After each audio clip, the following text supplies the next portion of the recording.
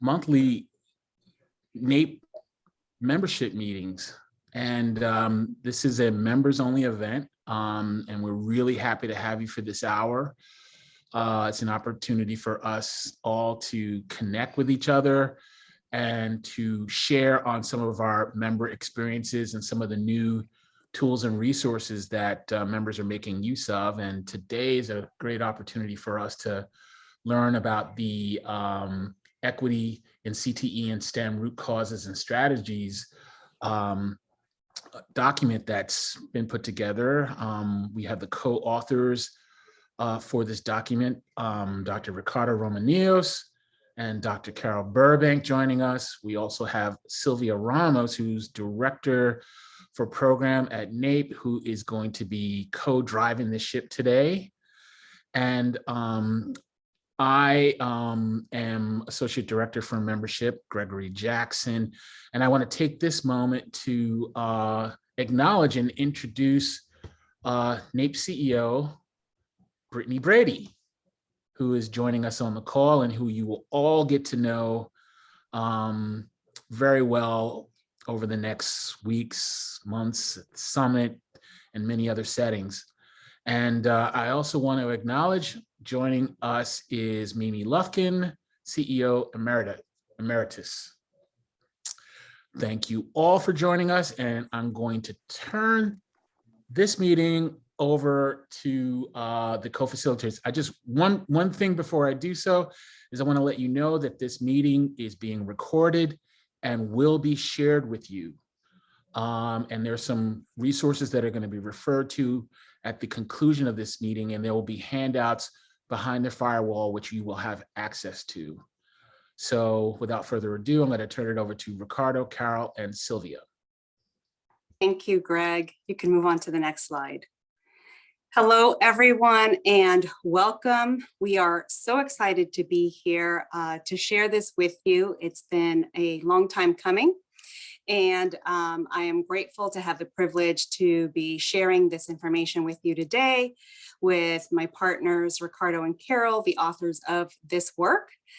So we're going to start with the history of NAEP and the root causes and strategies work that we've done over the years. I'd like to think of this a little bit like the social media challenge, how we started and how it's going. As all of you know, NAEP has been a strong, committed partner in pursuit of educational equity for several decades.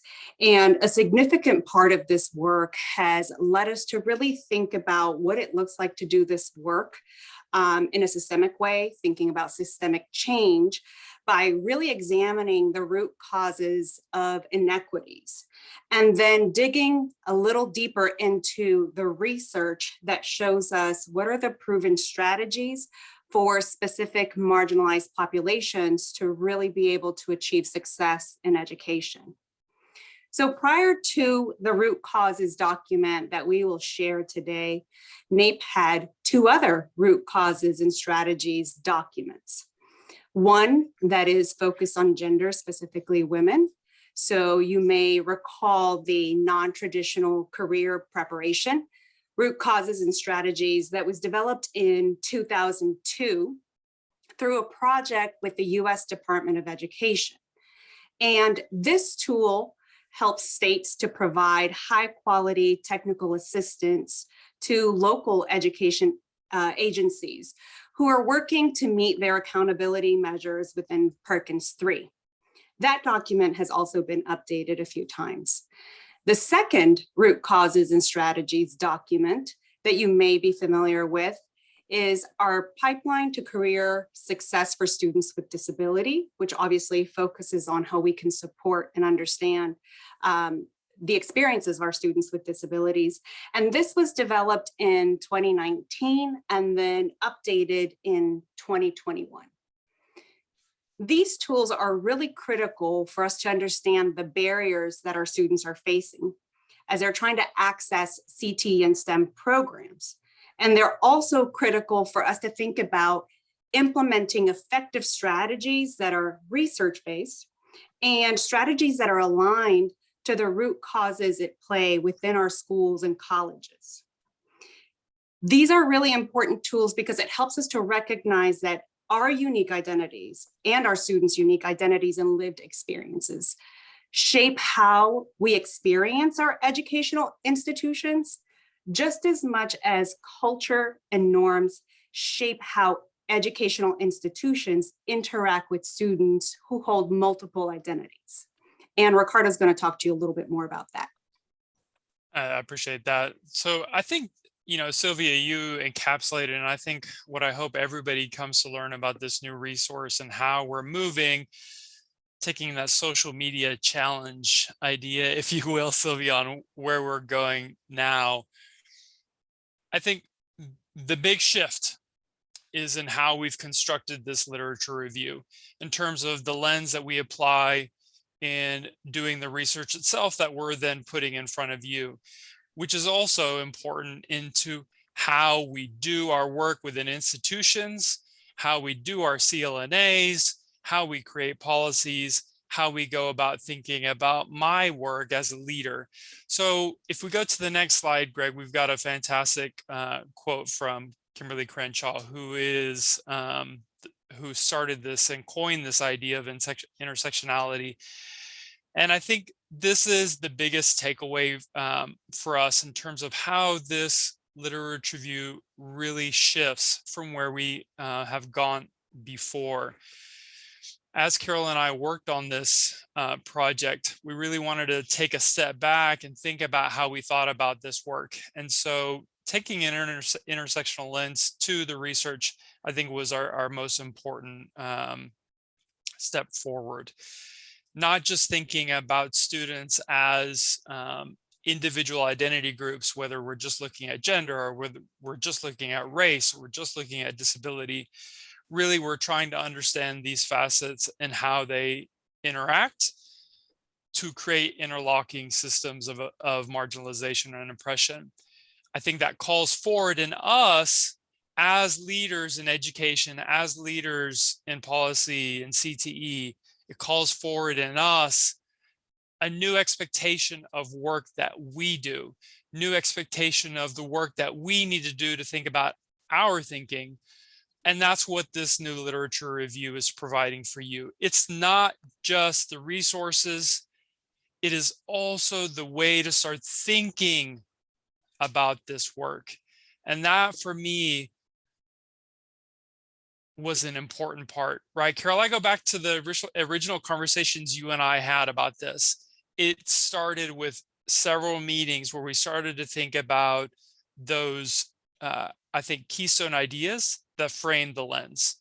And intersectionality was really at the start of it. So we're going to talk about those key principles here in a second. What we do want to then share with you is, on the next slide, the literature review still reflects many of those large groupings of literature review, or rather literature, sorry, that we've previously addressed. And we think about these issues in education in various ways.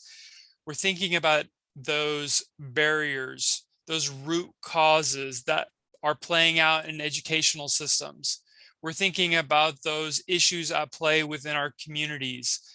And we're also thinking about how they play out in career fields, in the employment sector, and how students are experiencing those barriers when they show up to a work-based learning event, or they have that mentoring interaction with a professional member, et cetera.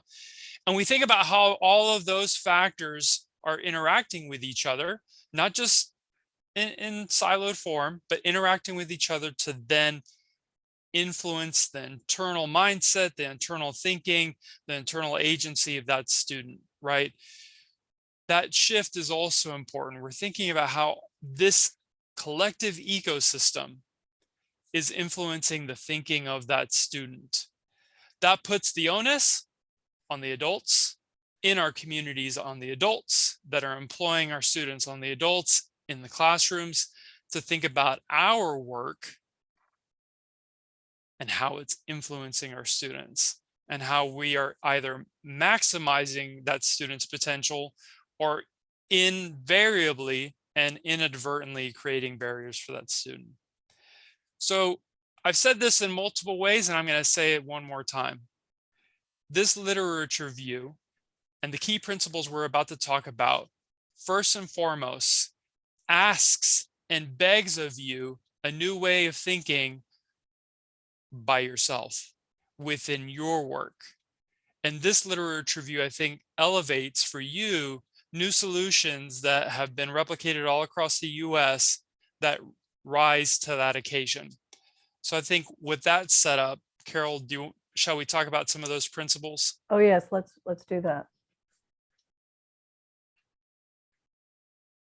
So I'm going to introduce the key principles that Ricardo and I brainstormed and tested, and that we held at the center of the literature search and the integration of the literature about all of the kinds of marginalized populations that are affected by inequities in CTE and in STEM.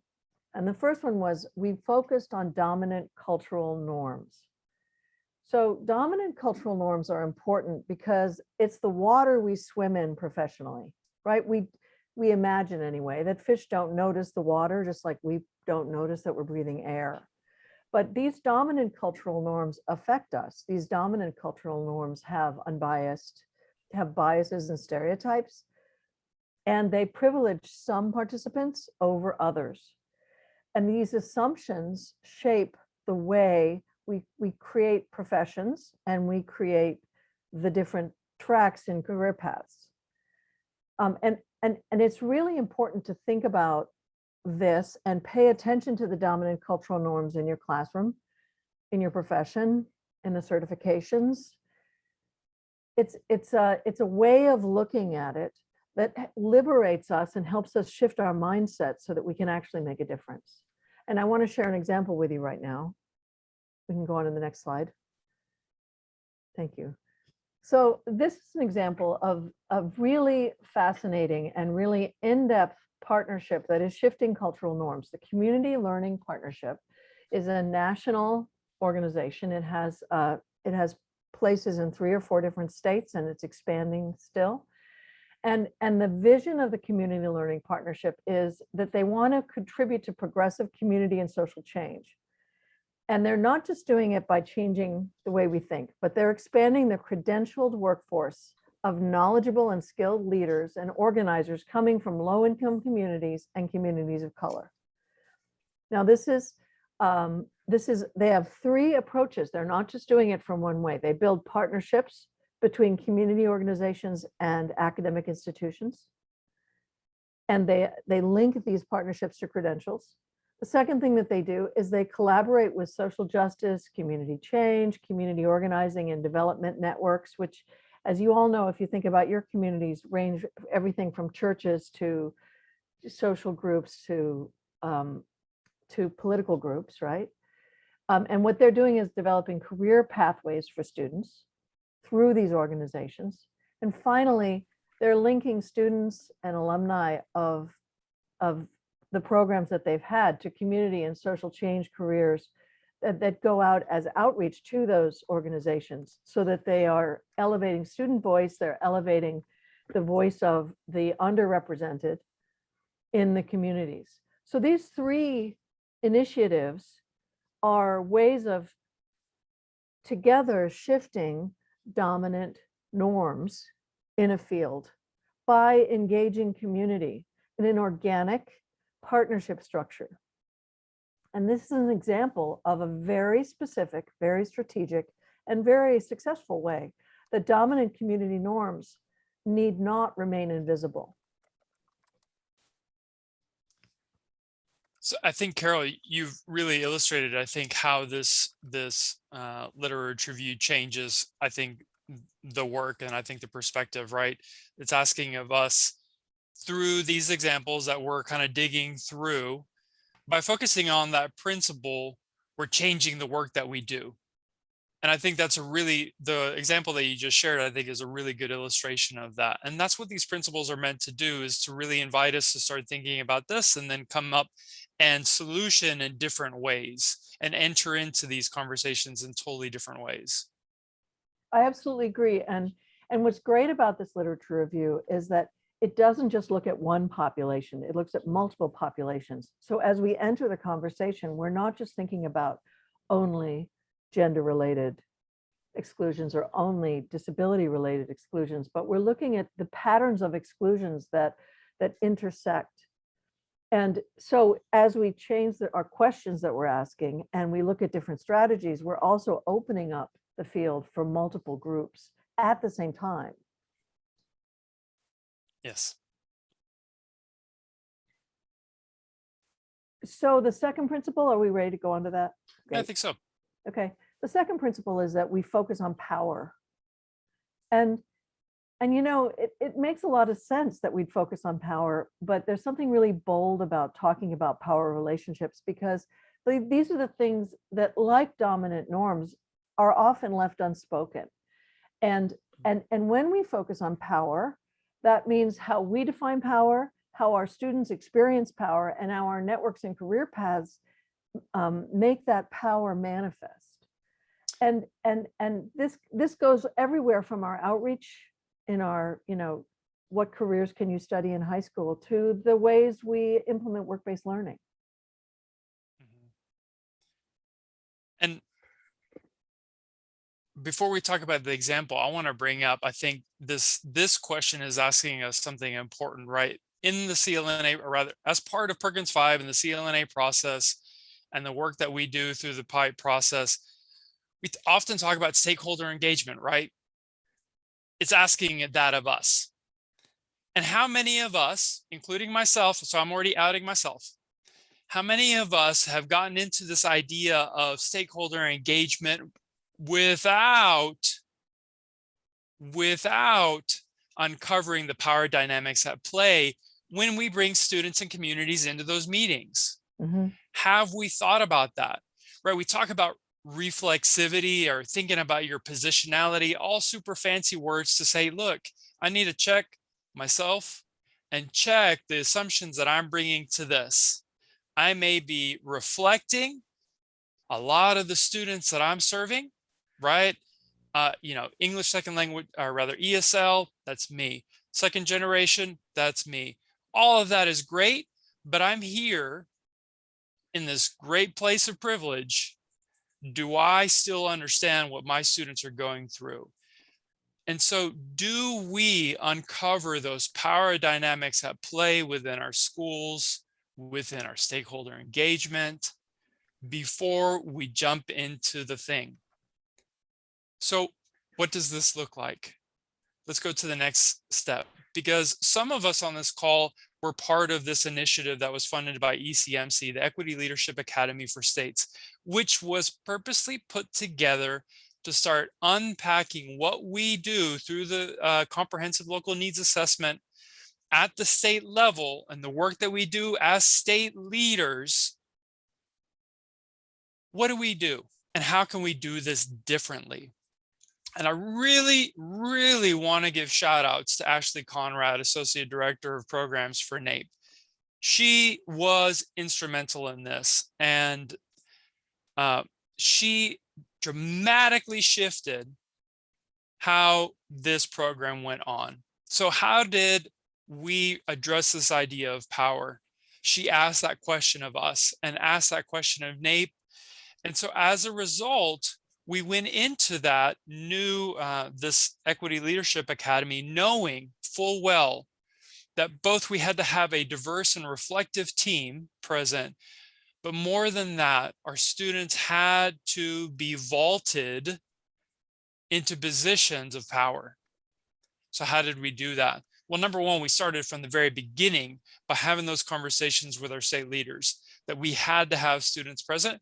And not only that we had to have students present, guess what? They were going to be put into leadership positions as part of this process. So they were represented on the team. They co-facilitated sessions. Ashley brought all the students together. They were instrumental in delivering some of the material to those state leaders. And they were part of the team. They were part of the team in the same full manner and fashion as those with doctorates, as those with 25 years of work at government. They were there. That illustration for me just stands in stark relief with how oftentimes, speaking from a school district perspective, how oftentimes we bring in communities only for checking off the box and not really listening to what is being said. I'll give a perfect example right now. My fantastic state of Texas, I love the state of Texas. We're putting together a coalition of educators to identify why teachers are leaving the teaching profession. And in this large panel convened by the governor, we had 2 teachers. Everybody started laughing. We had 2 teachers. Now we're talking about power dynamics. What message is that saying from the get-go? So this literature review through these principles is asking us to think differently and enter into the solutioning much differently. And I want to say that the strategies under the student voice section or under any of the sections that address power are actually inviting us to move from our comfort zone, which is to take the power that we have and just assume that it's what's supposed to happen and we use it in the same way. You know, we lecture instead of having the students define what it is that and how it is that we work, or parents engaged to actively and in partnerships, whatever it is. It invites us to test the waters by looking at examples and ideas that help us think about these questions differently in really practical ways. So it's not a philosophical document, even though we're talking about these philosophical ideas. It's very strategic. It's based on practices that are happening now in the field for multiple marginalized populations, and which are shifting the power dynamics in employment places, in schools, in work-based learning, in worker settings, you know, in project-based learning, in all those areas. So it will help you find models so that you're not stranded out in the philosophical world going, yeah, I know this is a good idea, but how do I implement it? Well, there's 10 examples for every philosophical idea in there, because we don't want to leave you thinking and not knowing how you can take the bridge to doing. And Carol, I'll add to that I've had the opportunity, obviously, to work with you and Ricardo. And as it relates to the focus on power, one of the ways in which it continues to be a teacher for me is thinking about it from the perspective of remembering that we're talking about these tools so that we can ultimately better able to understand the barriers and the opportunities for our students. And so the question for me becomes, the focus of power or on power is how frequently do we invite the voices in of these stakeholders who are being impacted by the system? What are our relationships to the stakeholders beyond these, what I'll call continuous quality improvement efforts, right? With all the great intentions that they have, how frequently, what do our relationships look like with those stakeholders? And what is our own skill set around sharing power? And I think that for me has been a constant source of just learning, right? That as much as I see myself as someone who is a student advocate, I haven't always had the skills to practice making sure that we're bringing in the voices to really validate that our assumption about the challenges and the barriers are actually what people are experiencing.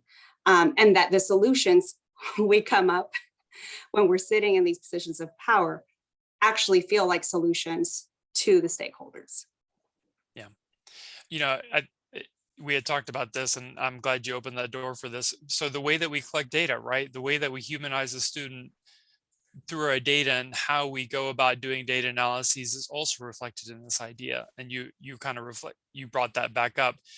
And so as we go through those pipe implementations, we think about that. How do we go and collect the data so that we can make sure that that's exactly happening?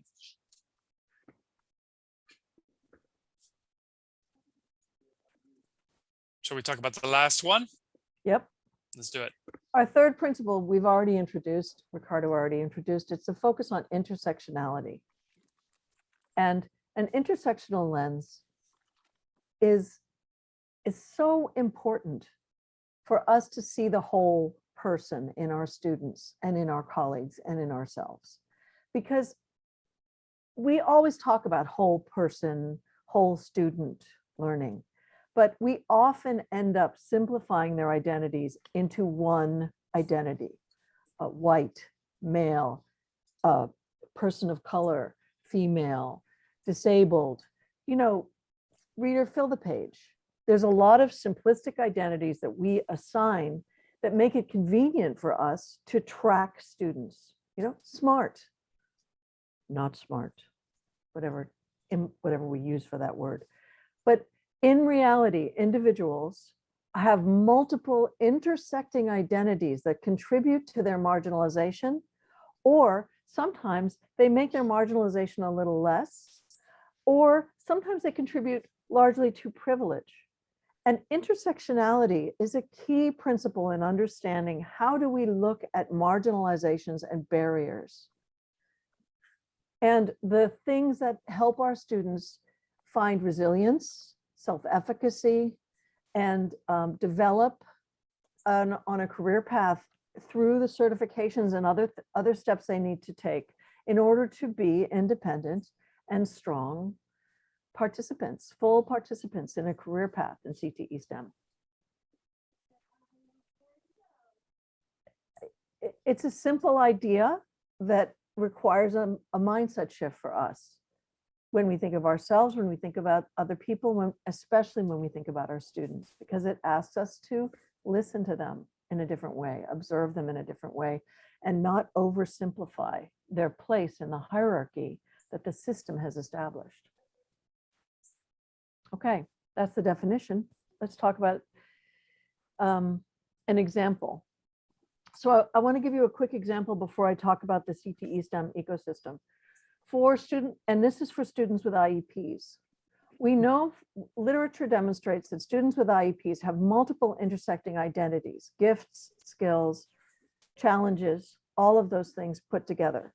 But our IEP system likes to simplify them into what are the terms that we can use to define them, and how can the accommodations address the most important and most challenging problems that they're having. And so what happens is that our students with IEPs get siloed at different rates depending on their intersecting identities. So students with IEPs who are students of color tend to be siloed into lower income producing, lower levels of career paths than other students. And so looking at our students with IEPs as having intersecting identities can transform our ability to align their careers and their career paths with their interests and abilities. That's my example for this. Okay, quickly, I want to talk about the equity and CTE STEM ecosystem that we've established here in the root causes. As you can see in this list of sections, so under education, under career, under community, and under individual, there are sections that you can turn to if you want to answer questions about that particular strategy. For example, instructional strategies, or institutional climate, or building programs for role models and mentors. What are the barriers? What are the strategies? What are the demonstrated practices? What are the theories that shape those practices? Under individual, for example, there's a whole section about intersecting identities that can help you really understand and dive into intersectionality. And under community, you can look at employer engagement with community, parent and family engagement, and student voice. So we've arranged this so that you can actually use it to dovetail with the initiatives that you really want to go toward. But you also can look at the whole thing as a whole picture, with education, career, and community, as Ricardo said, being the umbrella for our responsibility as the adults, and the ways that we affect the individual. All three of these affect the individual, so that we don't end up deciding that we have to fix individuals. In fact, we have a greater responsibility than that. But we also understand how to support individuals from our position of power. I think that should give you a sense of the document and how to use it. Go ahead, Sylvia. Yes, and actually, we're going to go ahead and give you the link to all the different tools, including the Lit Review that you will have special access to as a member benefit. You'll also be able to access the summary table as well as the call to action. But before we do that, I did want to just take a moment to share a little bit about different ways as I've had the opportunity again to work with Carol and Ricardo. I've had the opportunity to think of different ways that I can put into practice these different principles. And as it relates to a focus on intersectionality, I think one of the things that came up for me is that not only does it lend itself to the holistic student view, but it also lends to the nuance. And I think about how long I have had the opportunity to sit at tables where we're racking our brains around, why we've made or invested in all of these different efforts, and a particular population of our students aren't making the kind of progress that we'd like to see. And I would invite you to think about those experiences for yourself, because I'm pretty sure we've all had them. And as you reflect back on that, right, really ask yourself, were we approaching how we were exploring the challenges with an intersectional lens? In other words, if I am looking at a barrier and I'm only thinking about what the experience should be for all women, I may not be seeing that the experience for women who are experiencing homelessness is going to look different than those who aren't.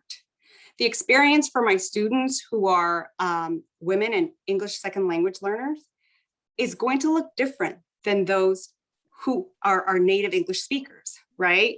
Because the system, right, is not designed for English as a second language speaker, right? So how do I think about the solutions or strategies in a way that is taking into account the nuance of our student population and experiences, right? That recognizes that even though we may belong to a particular specialized population or special population, that there is diversity within that experience. And that when we don't approach the exploration of these barriers with an appreciation for the diversity within group, we're going to continue to come up with solutions that fall short, right? And so when I worked in nonprofit spaces, I remember people saying, move the needle, move the needle. Well, you can't move the needle if you keep approaching the quote unquote problem or exploring the barriers in the same way, right? Which has historically been without an appreciation for how unique our experiences can be, even within group. Okay, so I'm going to pause there and put this link, which will give all of you access to the tools that we have mentioned today. And in a few moments, we are going to be joined by one of our members from Utah, Ms. Tammy Getz, actually, Dr. Tammy Getz, who is the executive director of the Utah STEM Action Center. But give me one moment so I can put this link in here, and you will have to log in as a member in order to be able to access this. Greg, I didn't know if there's any other directions that you think is important for me to share with regard to the special access that we're providing members. Nope, you covered it. You log in using your member login, and you'll have access to everything that we're sharing. And while she's putting that in the chat, I want to say that we're introducing the 3 principles today because it's a way of helping you see how we organized it. But what I want to say is that as someone who is in the marathon of equity learning myself, I can't hold all principles in my head at once. So it really helped me when I was writing the literature review to say, oh, this project really holds this principle. And I can see what this project is doing with this principle. And then I look at the intersectionality, or I look at one. And then gradually what happens is that all the principles kind of merge just because you're naturally thinking about it. By looking at your practices, by looking at your curriculum, by looking at how you are preparing students in career paths and working on partnerships. And gradually the knowledge that you need, the experience you need pops up. And if it's not popping up, come to the literature review and review and see what's going on with these examples, with these theories, with these research-based practices that can help you say, oh yes, I see how that's been applied in my setting in the community college, or oh, I see how STEM did it. Now I want to see if I can do it with my field, because they overlap quite nicely. And it's a way of testing and expanding your thinking, as well as testing and expanding your practices in the same tool.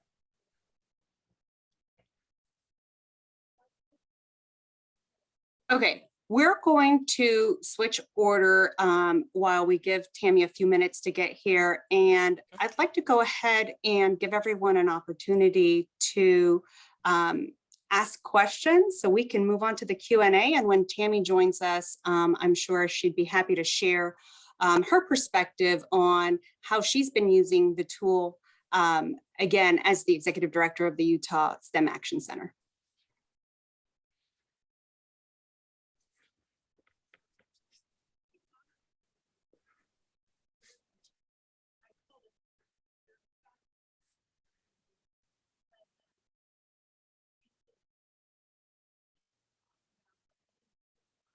And you can feel free to unmute, or if you feel more comfortable writing your question or comment in the chat, we welcome either.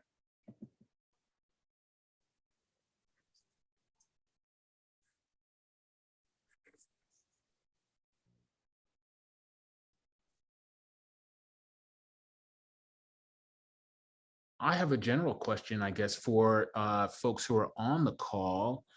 I would like to know what was mentioned during the presentation were some of the work around youth voice and bringing youth voice into some of the work, centering equity with youth voice. I would like to hear from some of the folks in the meeting who may be doing this kind of work or interested in bringing youth voice in centering equity and meeting and working with special populations. Any thoughts or any feedback anyone would like to share?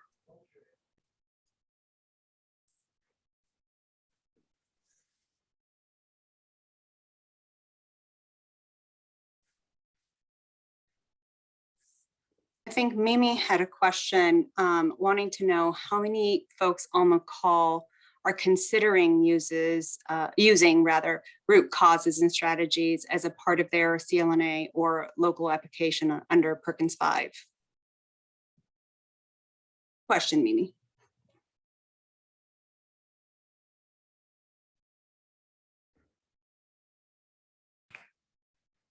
I actually want to say that I really hope that you will. Oh, good. Damien. Hi, I can answer both of the questions that were posed. First, to the gentleman, we are using elevating student voice by using empathy interviews in Kentucky. And so we've got some great templates that we're using. We've already been infusing empathy interviews into our trauma-informed practices. We were at a high school yesterday. Thank you, Sylvia. We were at a high school yesterday where, quite frankly, there's been racism amongst students to the point where the N-word was written on bus windows. And our Black families were just feeling very uncomfortable. Our Black students were feeling uncomfortable. So we went and worked with our educators, introduced them to this idea of storytelling and empathy interviews and showed them how to do that. We also showed them how to look at and utilize their student perception data along with their teacher perception data to improve the school culture and climate there. So that kind of helps with the first question. The second question was about, I have an answer, but it was about, my answer is we have an equity dashboard. And with that equity dashboard, we are looking at things like, and that's brand new. We just rolled that out in the fall, and educators in Kentucky can look at their in and out of school suspension rates and see who is underrepresented or overrepresented. They can look at their gifted and talented rates. They can look at CTE participation and completion, attendance, all kind of achievement in reading, math, science, and social studies. So we're using that. We're using root causes with our protocol and guidance document about the equity dashboard here in Kentucky as well. I'm sorry, I'm getting a call from the deputy commissioner. That was great, Damian. I appreciate all of those examples and appreciate the ways in which it speaks to what we've been talking about, which is not just looking at the data without the stakeholders, right? Bringing the stakeholder voice in and really understanding what might be some things that sometimes show up in our data and sometimes it doesn't. I would say actually oftentimes it doesn't. So thank you for sharing all of that. And I think colleagues might like to see some of those tools you come up with as well. Okay. I think Tammy. Can I just say one last thing? Sure. Sorry, with that equity dashboard, I do want to make sure that I state this because it's really important that we talk to our educators in Kentucky about it. Quantitative data is really, really important, but we have to listen to our people, whether it's our students, our families, or our educators. And so qualitative data is just as important. We're looking at street data. We're doing book studies on street data, which I'm sure that many of you are as well. And really that book has been very helpful in this work. So I would strongly recommend it. Damian, can you share that in the chat? I'm sure folks would be interested in seeing that resource. Sure. Thank you. That is definitely a conversation that we're having quite a lot within our PARP implementations and through that ECMC project. And I know you're wanting to go on, Sylvia. So I wanted to just +1 and heart and like and retweet all of that. Oh, that's perfect. Greg, if we could get to the next slide, I'd love for us to hear from Dr. Tammy Getz, a wonderful NAEP partner and all around phenomenal educator, I think with a really great heart for students and a great partner with a ton of student-centered efforts. So Tammy, if you would like to unmute and share a little bit about your experience with the root causes and strategies tools, we'd love to hear from you. Thanks, Sylvia. And oh my gosh, thanks for the kind words. I was a little kind of tearing up a little. I was like, thank you. It's so kind. So often during our day, we get to hear everything that we're not doing right. So thanks. I appreciate that. Yeah, so welcome everyone. And I'm sorry if I just joined a few minutes ago. We had our STEM Foundation Board meeting. And in fact, the root cause tool, I told our board, our foundation board members, I was going to be doing this and they want to see the document now. So there's a future use for you. So I'll kind of just start very briefly, high level, how we've been introducing this tool and trying to bring people on board to consider it in their efforts, which is kind of what we're trying, kind of at the high level we're trying to do. So first and foremost, internally, we have looked at as a team the root cause tool, and the team definitely agrees that when we get together here in a couple of weeks for our kind of our annual review of our strategic plan, we want to come in with having read the root cause document, highlighting some of the strategies, looking at some of the core pillar areas that we think really align to our strategic plan, and looking at some of those strategies and trying to consider are there some ideas around how we could, really do some of our kind of our goals and objectives within our strategic plan a little bit better. And there are a few things I'll highlight where we've already kind of gone forward a little bit on. The other thing too, at a very high level, is that working with the governor's office, Governor Cox, who's just have been in almost a year here soon, has a 500-day roadmap. And in that 500-day roadmap, he has several elements that align to diversity, equity, to looking at more participation. And the student voice is a very big thing for him as well. And one of the things that we have talked to a few other cabinet level members is how could we use this root cause analysis document to strategize some of the key action items around certain pillars in his roadmap to improve upon and really identify some metrics that we could track. And so they've been exploring a couple of the areas, particularly the family engagement components around some of the information in there. And that's one thing I will tell you, in talking to a few of the cabinet members, one of the comments that came from them, from one of them who's with Multicultural Affairs, Nubia Pena, she said that this document, what really struck her was its absolute utility.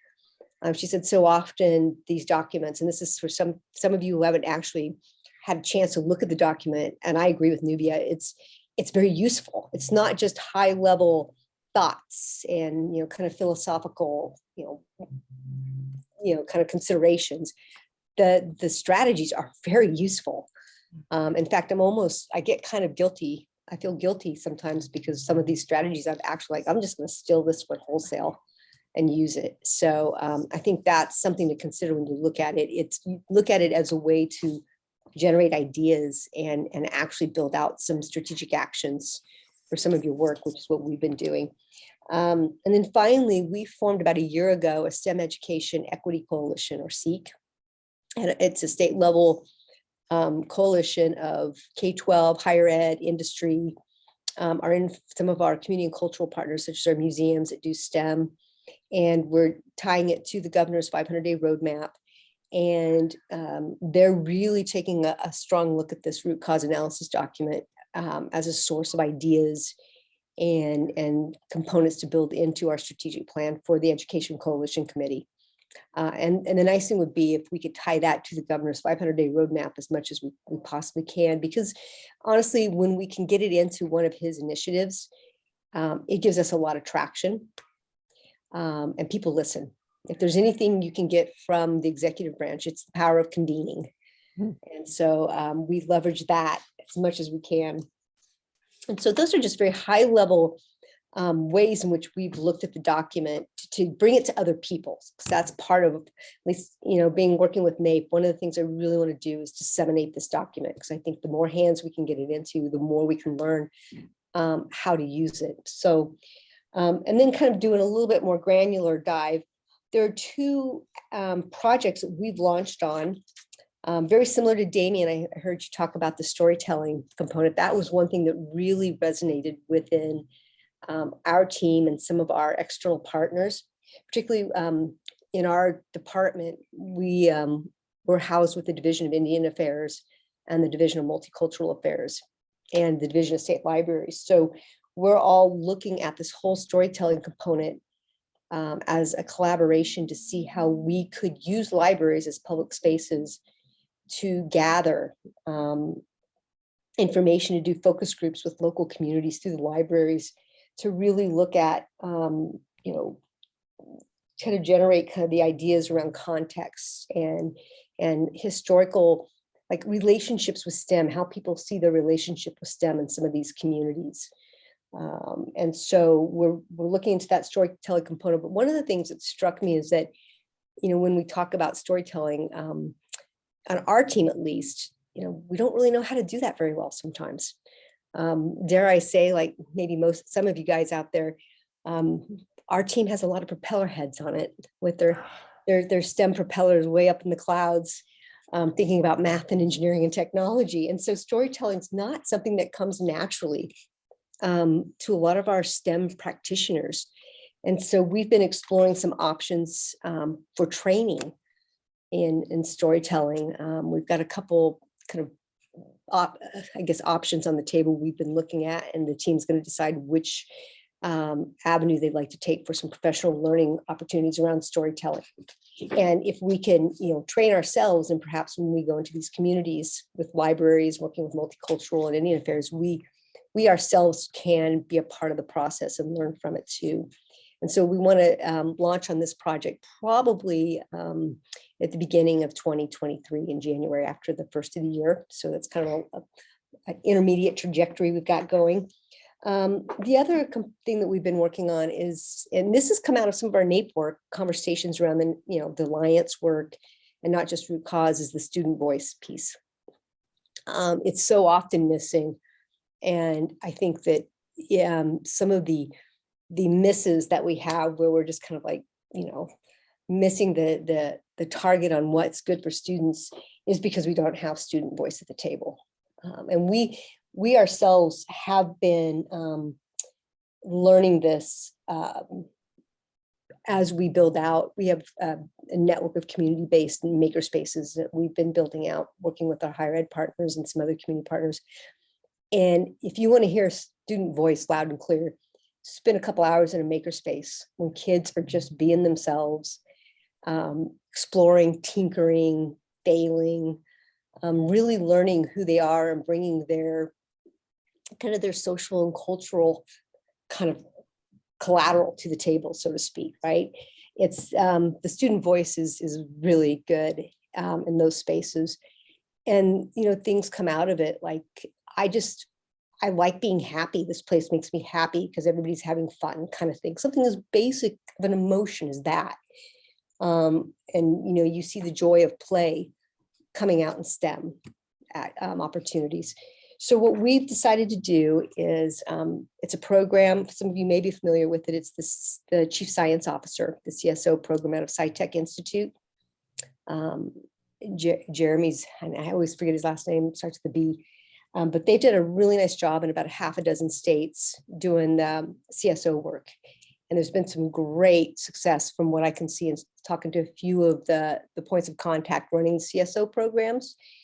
And it's a really wonderful site-based way to get student voice, not only on a local level within a school, but then to leverage those chief student officers and their passion and commitment to advocate for STEM for themselves, their fellow students, their communities, at a higher level within the state. So the goal that we have is to get these established in the next year with some potential funding from a corporate partner, and then begin to, just in a very kind of, I don't want to go into details, get into the weeds too much, but what we'd love to do is elevate the student voice into places where legislators can hear their voice. We haven't pitched it yet, but our goal is to pitch to the governor to have a CSO committee that will provide him student voice in decisions around STEM. And even perhaps with some of our key legislators that we work with, perhaps assign them a CSO or two CSOs as interns during the legislative session. And then industry, of course, what a great opportunity for them, as a lot of our companies build out their own internal STEM activities, which a number of them do. For instance, Texas Instruments, we were just talking to today, and TI, they're very passionate about STEM education. Wouldn't it be great if they could, say, hey, we need to hear what students think about this. Can we bring a few CSOs together? So anyway, that idea literally came from reading the root cause analysis document and really starting to resonate around the need for student voice. And so a lot of good can come from that document if you take time to think about it. And I'm hoping that we have other things that we can do that'll tie right back to some of the strategies that are in there, and trying to understand, even in our own place, what are the root causes for some of the issues that we stumble upon too. So I hope that's what you're looking for. If anybody's got any other great ideas that you're doing, I'd also tell you one of the things around the storytelling component too, in working with some of our partners in the Indigenous communities, is we are looking to integrate the element of storytelling into making. And so into e-textiles is one component, and there are a number of ways to build in storytelling into creation. Robotics, some wonderful ways, robotic platforms for storytelling. So, I mean, to even take it to the student level, we think that storytelling is an important component for kids to build their relationship with STEM and learn how to use technology and science to tell a story. So thanks. Tammy, that was way more than I think we could have expected. I just want to say that was really rich. Everything that you were talking about, down to I got really warm when you started talking about the storytelling piece, because that is something near and dear to my heart, especially as we think about different culturally inclusive research methods and what that does when you include storytelling.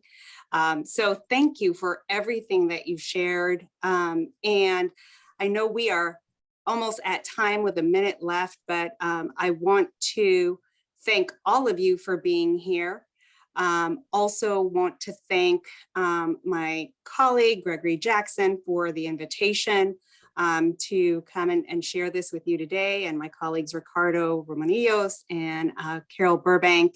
Thank you all for this great conversation. And Greg, I don't know if you would like to share more information on the next meeting? Absolutely. And I want to thank all of our co-hosts, Ricardo and Carol, Sylvia, thank you. And thank you, Tamara. Again, I just want to remind you that this is not a PD. This is a member meeting. This is what we do. We create community around our shared affinities, particularly as it relates to addressing equity and really moving the needle. And so this is part of a series of member-only gatherings. These topics are really brought together from feedback coming from you. So I welcome your feedback. I put my information in the text. Please go to the membership page on the NAEP website, log in. You'll see a schedule of events. We have, after the summit, we have our national board meeting for state members. We invite you to come to that. And we're also having a meeting on corporate partnerships. And we're going to share out on some examples of corporate partnerships centering equity through some of the work that we're doing with our NAEP partners. And so I encourage you to check on our webpage, get those dates, register for those meetings, and continue to stay engaged with us. All of you take care of yourself, and thank you very much. And one last thing, there will be a recording of all of this entire session, and it will be behind the firewall. There will be a link to all the resources that we referred to as well. Take care. Good afternoon and good morning and good evening and good night. Bye, everybody. Bye, everybody.